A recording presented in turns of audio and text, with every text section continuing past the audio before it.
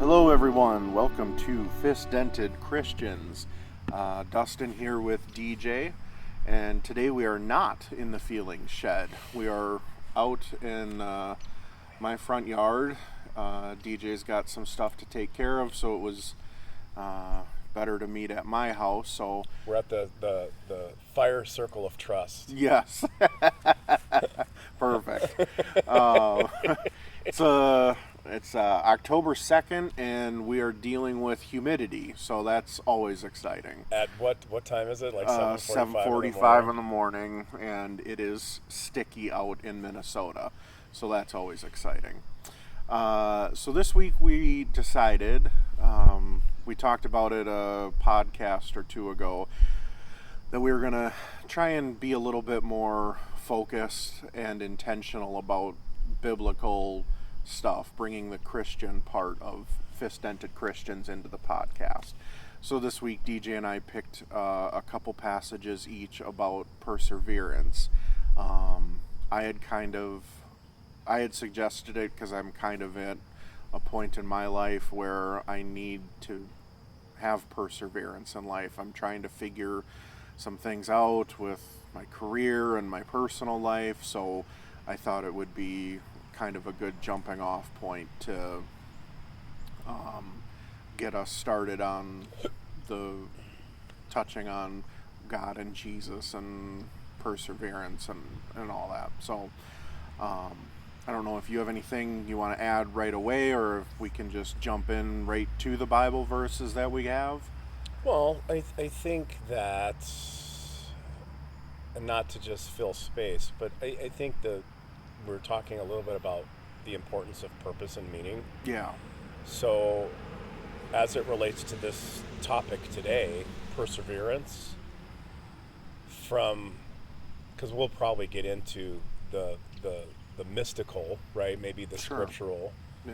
But what is the meaning and purpose of, in your perspective, of discussing perseverance just in your life right now? Because for me, I think perseverance has some meaning today, because I'm finding myself continually looking for meaning and purpose, and that requires perseverance. Sure. And it's hard to really tap into these deeper kinds of philosophical things when we're surrounded each day, and we discussed this a little bit ago, when we're surrounded each day by life's sort of obligations, you know? And not only that, but also just people that seem around us that seem to just be kind of going on autopilot, you know? They're just kind of happy to do their thing. And I think one of the things that defines you and I in terms of our character is that we're deeper thinkers and we're deeper seekers, and we're always looking to connect one component of thought to another component of thought. Yeah. And for me, that perseverance kind of kicks in when it's like, okay, well, what does this mean? What is the energy of this effort? Like, is it purposeful? And then I don't know, why don't you tell me why you chose it?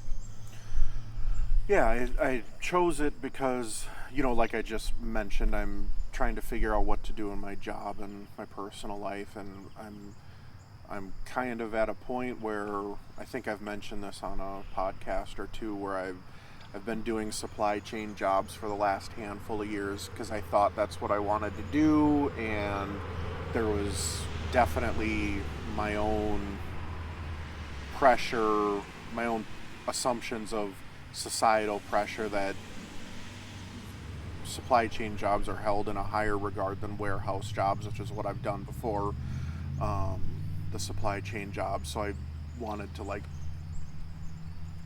people to quote unquote respect me more and feel accomplished. And after doing the supply chain jobs for a handful of years at a few different places, I've just realized it's not for me. So I'm going to go back to warehouse work, because warehouse work, so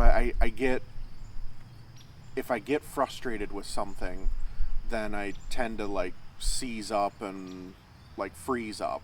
And I think because when I just sit at a desk, it's easier to just let my mind wander and I don't do a good job and I check my phone and I just kind of check out. Whereas at least with a warehouse job, I'm on my feet, I'm moving around. That keeps me a little bit more grounded. And the warehouse jobs are just easier. So I'm going back to warehouse work because it's easier and I need to figure out what I want to do next. So I need to, with that decision, I need to be intentional now about what I want to do next in life. I don't want to just go back to warehouse work and stay there for the rest of my life. I want to go back to warehouse work with the intent of, okay, what am I going to do next? And so I need to perseverance, like I need to be intentional about figuring out what's next. Interesting, because Oxford Dictionary, this is good. I want to challenge you on something. Okay. So Oxford Dictionary describes perseverance definition. It's a noun. It is also called persistence. Sure. Persistence is doing something despite difficulty or delay in achieving success. Okay, so that's the definition of persistence / perseverance. Sure. So with the supply chain job that you have, you're persevering through that. Maybe it's not so much that you're not being persistent and persevering, it's just you, which made me think of perseverance in terms of an action. Sure. Is perseverance is the fuel that kind of drives the bus on attainment of a goal or Sure. becoming successful. So on one hand, I think you've been persevering through this supply chain job because you recognize you don't like it. And so Right. maybe an extra component to the perseverance is, okay, I don't like the path that I'm walking down now. Yep. It's not because it's too hard. It's just I don't see, and maybe this is my question to you, is are you wanting to end the perseverance with this job because you don't like it? Or are you wanting to end the perseverance with this job because you don't necessarily see that it's going to lead to success in the areas that you want? Probably a little bit of both, but more the second, where it's not going to lead to the success that I want. So in your mind's eye, have you envisioned that, like, the highest, most awesomest outcome of staying at this job? And I'm not trying to talk you into it. Right. Where could you go if you persevered for the next 2 or 3 years? Because they clearly like you. They, you know what I mean? Like, It's a could good you company. be good company, great Yep. values, nice culture, Yep. consistent, stable. Mm-hmm.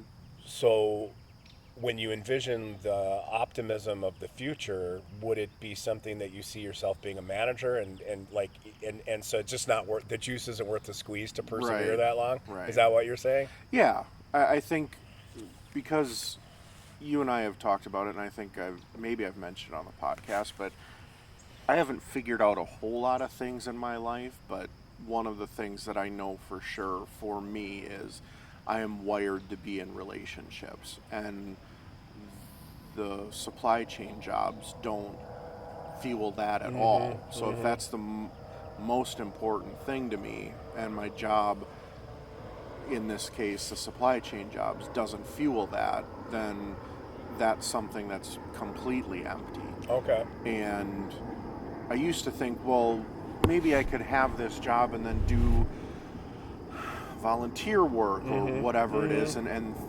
feed it. But ultimately, I've come to realize that your job eats up a third of your day at least. That doesn't leave, because I'm so wired to be in relationships, that doesn't leave enough time for me to dedicate to being in relationships. Or maybe energy too. Right, and yeah, that's the other thing too, is if you have a stressful day at work or whatever, then you come home and you're like, well, I don't feel like doing this or that to engage in relationships. Like, I just want to sit in front of the TV and relax, or putz around on the computer and read ESPN for the 5th time today or whatever.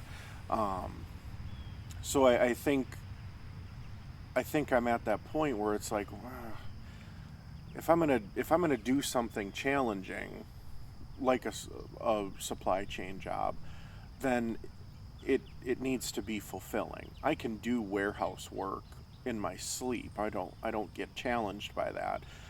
So I think, like, back to your initial question, I think I need to find something that allows me to engage in meaningful relationships as a job. What that looks like, I have no idea. So that's where I need to make sure that I am persistent in, okay, I got this warehouse job. Now I need to figure something out. I don't want to just go back, because before, when I did warehouse work, I was just like, whatever, I'm doing warehouse work, it's kind of stupid, but then I would come home and I wouldn't do anything else. I would still just sit in front of the TV. So I have to be very intentional now about finding what I want to do next, and whether that's staying at the warehouse job but volunteering more, or finding some job finding some job that allows me to engage in relationships. I have to figure out something to occupy that desire for relationships. So that's And it makes me think that there could be two kinds of perseverance. One kind of perseverance could be the suffering, right? Mm-hmm. And I think they both have an element of suffering and hardship. But one of them is suffering and hardship without any real end game, without ever versus the second perseverance of suffering and hardship, where you're doing this because you're going to reach an objective, right? Mm-hmm. So that means I'm going to persevere so I can run that marathon, right? Yep. I'm going to go on a diet so I can lose 20 pounds. Right. I'm going to keep at this supply chain job because eventually I'm going to be the manager. That's different than just people whose this podcast is kind of focused towards, broken, depressed, people who are struggling with maybe mental health issues. Sometimes perseverance is just getting through the day with no actionable sort of objective or apex, the top of the mountain they're trying to reach. Yeah. It's just perseverance because, I lost my mom and she's never coming back. Right. And I'm in grief. And so it's not like that's ever going to change. It's just something I have to live with. Right. So, I think that as we talk about the subject matter of perseverance, that it's going to be different for different people, but I think the structure of what it is, one of them is a fuel that guides us towards something, and the other one is just something that is almost like a chronic pain that we have to deal with each day, right? Yeah. Okay. Yeah, so it's interesting you mentioned that, because I wrote down, I have my 2 Bible verses, but then I have some thoughts on the back of the page about what is perseverance. And I think a lot of people hold perseverance in high regard, but I think they just hold this grit my teeth and get through it no matter what in high regard. And I think that there's a time and a place for that, but I think perseverance should be more focused on what do I want to persevere through. What is worth my time? That's a great point. Yeah. So I think that for people who are listening, that's something you have to ask yourself is the perseverance in this conversation, is it worth it? Right. Yeah, so I think we should get to our verses now. Okay. Because that kind of leads me into my first verse, which is Luke chapter 9, verse 23, and this is Jesus. Then Jesus, said to them all, "Whoever wants to be my disciple must deny themselves and take up their cross daily and follow me." So I think about that, and again, I'm going to steal from Jordan Peterson, but there is this sense in life that you need a purpose. And so I wrote down some random thoughts quick or whatever, and it's like, what does it mean to pick up your cross? Could each of us have different crosses?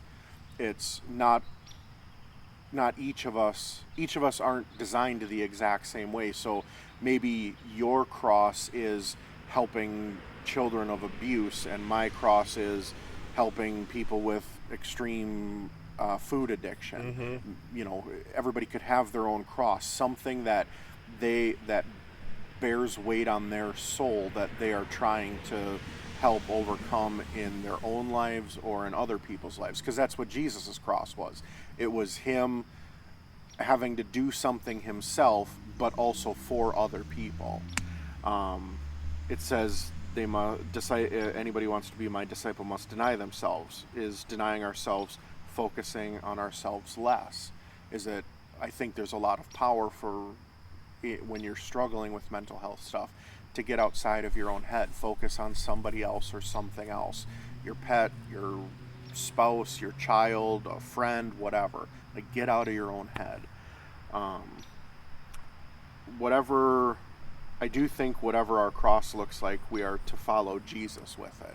So that, you know, I think there are a few hard and fast rules in life that God would apply to everyone, but I think there's a lot of things that are very situational that God would, you know, like, I can drink alcohol and you can't. You can have 12 cookies in a sitting and be done. I can't. I'm going to eat 10 more cookies. So I think there's, whatever we're doing in life, we're called to follow Christ with that. And then life is about discipleship with Christ, and that clearly means there will be challenges. And I think this gets lost on a lot of people, that there's, especially in the Western world and in America in particular, it's the American dream. Like, oh, my life should be easy. I should have a wonderful house and 2 nice cars and a wonderful spouse and kids and have a job and go on vacations and blah, blah, blah. And it's like, there's nothing biblically that we're taught about having it easy. Yeah. So I think it's important to focus on, when Jesus talks about following him, it's always, there are choices to make. Like, there are hard choices sometimes. And then the last thing I thought is, each day comes with its own choices. So in this passage, Jesus says, take up their cross daily and follow me. It's not something that you just do here and there. It's every single day you have to wake up and you have to decide, this is the thing that matters to me. This is what I must do. And I have to choose it each day. So I think, and I think that that's a powerful thing. Like, that empowers you. Like, it gives you purpose. It doesn't say, oh, you're this frail thing that can't handle anything. Jesus is looking at his disciples and saying, or in this case, the people just listening to him, and saying, you have the ability to pick up a cross daily and follow me. Do it. You're not some weak, frail thing. You have the capacity to do this. He doesn't say some of you have the capacity, some of you. It's whoever wants to be my disciple. So it's whoever wants to follow Jesus will have the capacity to pick up their cross daily and follow him. And I think that's a very empowering message. You know, and it totally perfectly describes perseverance, doesn't it? Yeah. I mean, that's a perfect scripture passage. Yeah. Where is the mystical and where is the application? I think I heard the application, because we were talking about, you know, a lot of the Bible is this duality of mystical but also applicable in daily life, which I think is pick up your cross daily is the applicable to daily life. The deny yourself might be a little bit more esoteric, right? What does that mean, to deny myself? Does that mean to, like, not eat that extra 10 cookies? Does that mean that I need to sort of, like you said, forget who I am? Which I actually think that's what I don't want to say, well, Jesus meant that. That's hermeneutics at that point. But I can relate to that because I know that once, and you can too, you get into your own head. Yeah. And you're just thinking you're not any good to anybody when you're all kind of bundled up into yourself. Right. You know what I mean? Right. So deny yourself. Yep. Yeah, that's good. Yep. Yeah. So my next passage is. Here, let's go back and forth. Oh yeah. Do you want to? Yeah, absolutely. Just so we can get some stuff here. Sorry, you can keep talking while I pull this up. Oh, that's all right. Yeah. So I think that's, Jordan Peterson talks a lot about picking up your cross daily, and that it's better to aim for purpose than for simple happiness. There's a deep-seated fulfillment when you're chasing your purpose versus just trying to be happy, because you can be happy watching TV, but it's not going to last. It's only going to last as long as the TV makes you happy. The purpose will sustain you for much longer. Okay, so I have two. You have two? Mm-hmm. Okay. So mine is James, chapter 1, 2 through 4. And it says, Count it all joy, my brothers, when you meet trials of various kinds, for you know that the testing of your faith produces steadfastness. And let steadfastness have its full effect, that you may be perfect and complete, lacking in nothing. Steadfastness could be perseverance, right? Mm-hmm. It's another word for perseverance. Yep. For me, when I found this, it kind of just resonated with me. Count it all joy. It made me think that, and I'm reading some book right now. It's just about kind of rewiring your thinking. Yep. And whenever I see this word joy, and again, he's talking about, like, joy for me is gratitude. Yeah. And so I think that, when we meet trials of various kinds, we know it's almost like a switch. Like, rather than be like, oh my gosh, I got to do this again. Well, maybe switch the thinking like, wow, okay, so I'm being tested, because it says here in James 1, 2 through 4 that, that testing, that perseverance is going to have a full effect, that eventually you're going to be perfect and complete, lacking in nothing. And so in a way, we should be joyful that we come across these opportunities to be perseverant, because it's making us stronger people. Yeah. It's like even just exercising, like, okay, so I'm going to climb this mountain and it's going to suck. Mm-hmm. My legs are going to hurt. I'm going to be breathing hard. My heart's going to be pounding. I'm going to sweat. I'm just going to be in pain. Yeah. But then when I get to the top, boy, that view was worth it, right? Yeah. So maybe steadfastness, perseverance, and persistence is the second element of what we were talking about. Yeah. Is be joyful, because we're going to eventually have this beautiful view, but all the the crap that we have to go through. Yeah.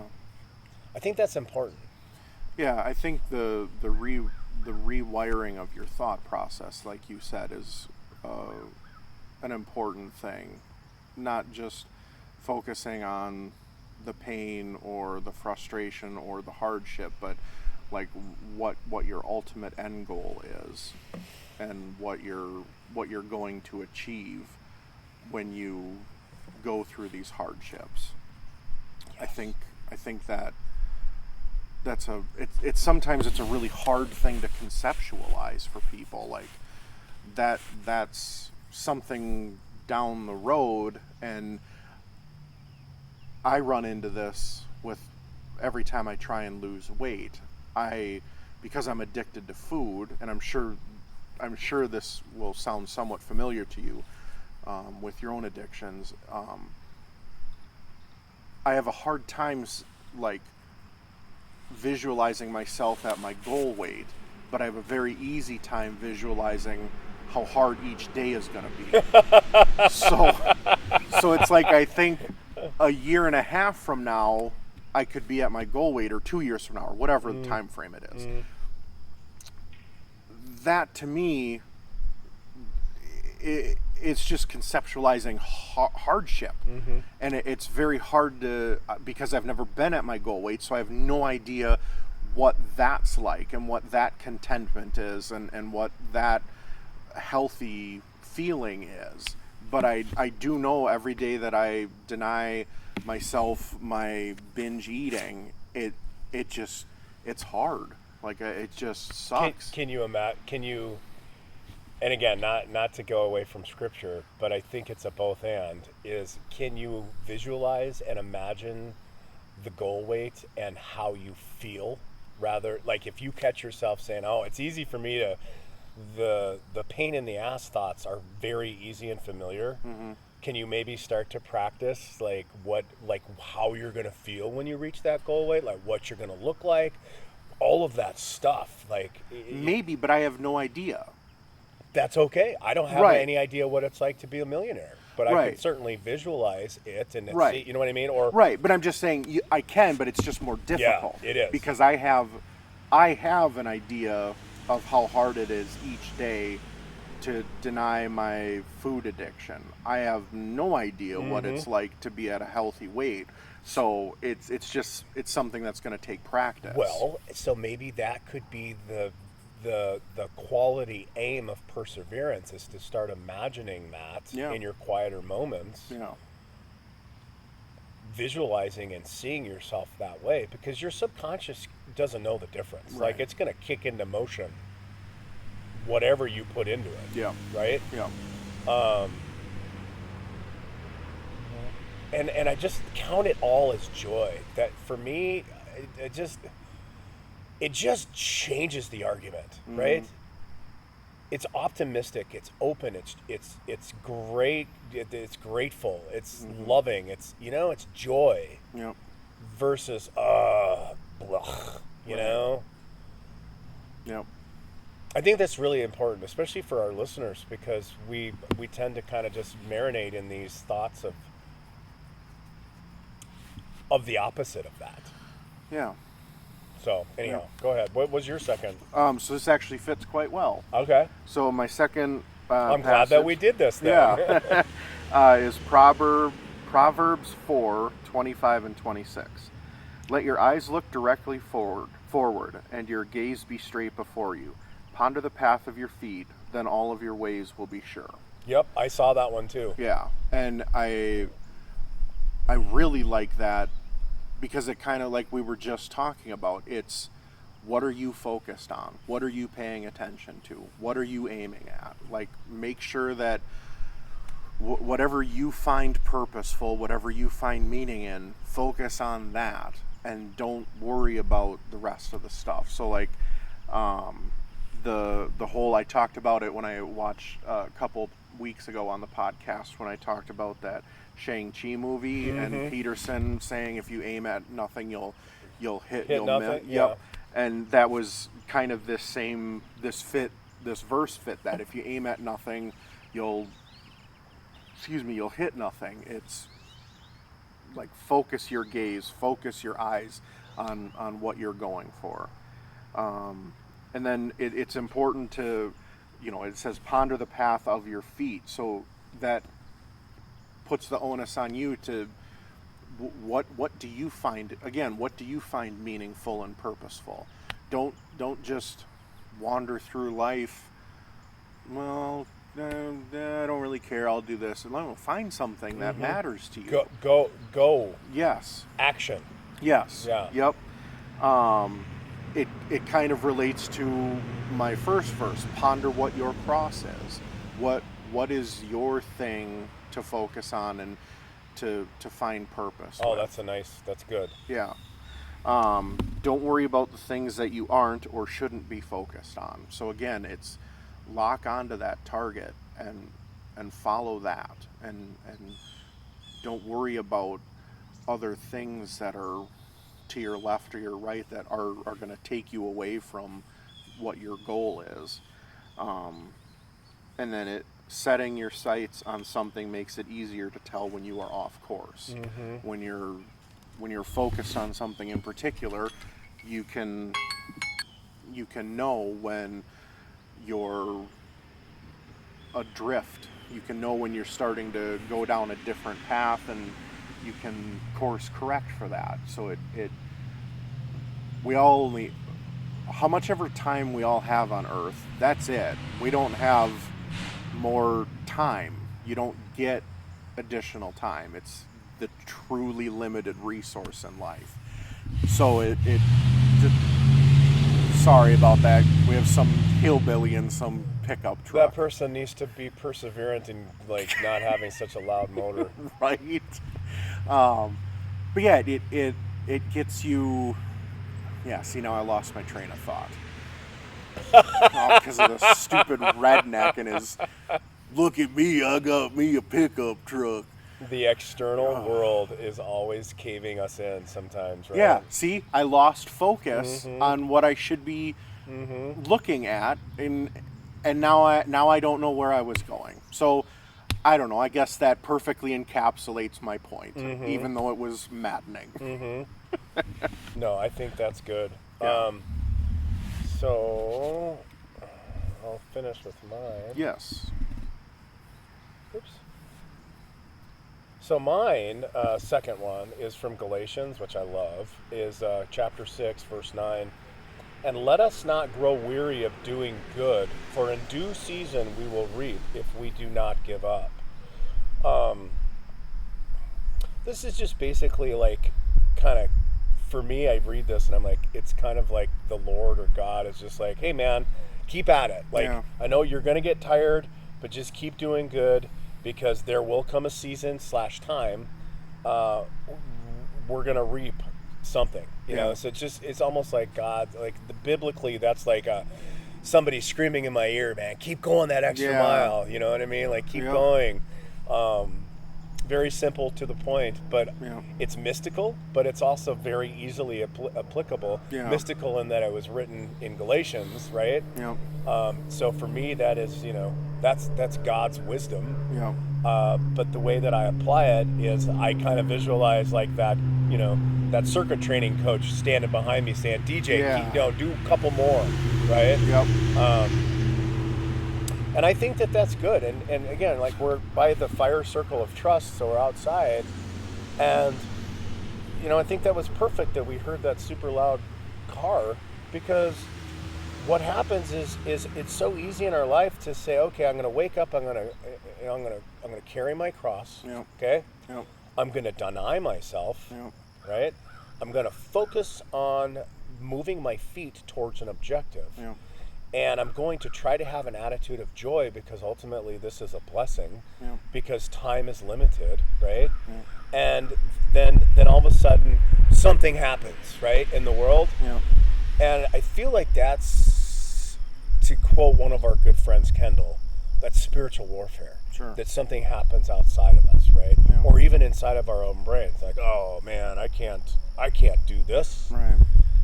And so all of the things that we're talking about as it relates to perseverance probably is asking us to, again, let us not grow weary of all the crap that's happening outside of us. Let's just keep doing good, because there will come a time that we will reap if we don't give up. So there will be reap as in gather towards you, right? All of the efforts that you've put forth if you don't give up.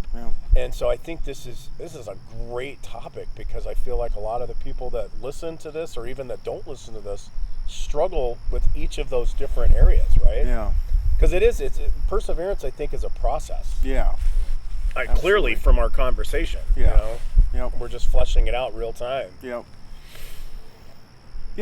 So I think we'll go ahead and end there. And just when you're listening to this, like we said, it is suggested, figure out what you should be aiming at, and go after that, and be wise in that. Don't just, I know exactly what I should do, and to hell with everything else. Like you can be a little flexible too sometimes, but figure out what you should be aiming at, focus on it, go for it, continue to push through when it gets difficult, because it is ultimately it'll be something that you've decided is worthwhile.